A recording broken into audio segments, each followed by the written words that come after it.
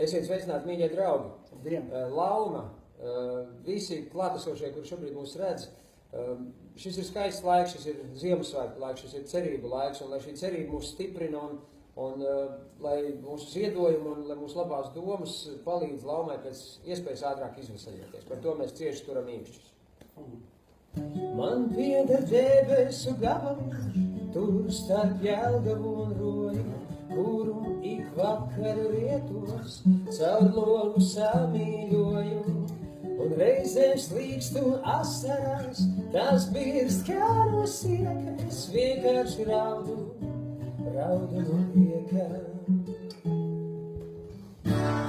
Kad paliek augsti, es gribu ziemu apēst, sniegu apēst, kā konfekti.